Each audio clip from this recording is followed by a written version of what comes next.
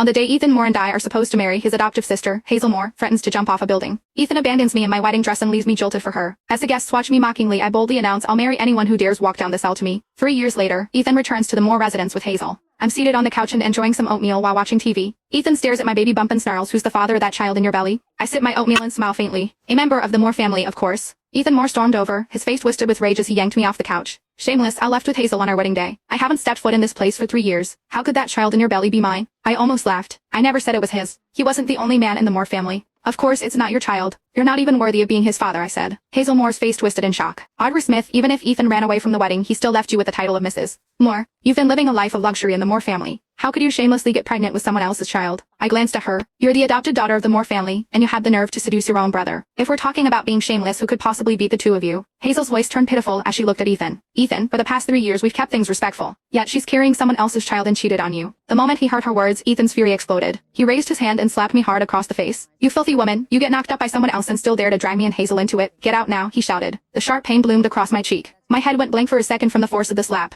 Ethan ran off with Hazel 3 years ago, leaving me alone to face all the whispers and laughter at our wedding. Driven by rage, I called for a groom on the spot. It was his uncle, Jeremiah Moore, who stepped up to marry me that same day. In the Everton City, Jeremiah was known as the Frost King. Everyone has treated me with the utmost respect ever since I married him. After I got pregnant, he spoiled me even more. He wouldn't let a strand of my hair be harmed. Blood would have been spilled if he had known what Ethan had just done. To avoid a full blown family tragedy and for the sake of the child in my belly, I said coldly, "If you both leave now, I'll pretend this never happened." However, they didn't appreciate the offer. Hazel lunged forward and yanked my hair. "Ethan, this woman is scared. She wants us to leave now so she can use that child to take everything from the Moores." Ethan snapped, "So that's what this is about. Well, I'm not letting it happen." I twisted away from Hazel's grip and said coldly, "David disowned you the day you two ran off. You had nothing to do with this family from that moment on." Hazel let out a scoff. "That was just Grandpa venting. Ethan's the only grandson of the Moore family. Do you really think he's going to stay disowned forever?" Ethan's expression turned smug. "Grandpa already said everything belongs to me." I placed a hand over my belly, my voice icy. "Not anymore. This child is also a member of the Moore family." I thought I made myself perfectly clear. However, Ethan's eyes flared with rage as he stared at me. "So you're planning to pass that illegitimate child off as a Moore? I'll teach you a lesson now." His slap landed even harder this time. I clutched my belly as I collapsed to the floor. Upon seeing the twisted hatred on their faces, panic surged inside me. I couldn't let them hurt the baby. I said desperately, "He is not an illegitimate child. He is." Before I could say another word, Ethan bent down and grabbed the shattered porcelain bowl of oatmeal off the floor. He shoved the shards and oatmeal straight into my mouth. "Hazel and I have struggled to survive for the past 3 years. Yet you've been leeching off the Moore family, living in comfort with that child in your belly. Well, let me make sure you get your fill today," he barked. I instantly choked, unable to speak. The sharp pieces of porcelain cut into the inside of my mouth, and blood gushed across my tongue. I raised a hand to resist, but Hazel stomped her stiletto heel down hard on my hand. Pain shot up my arm and my hand trembled uncontrollably. I couldn't even cry out. Ethan spat in my face after stuffing every bit of that oatmeal into my mouth. He then clapped his hands and stood up.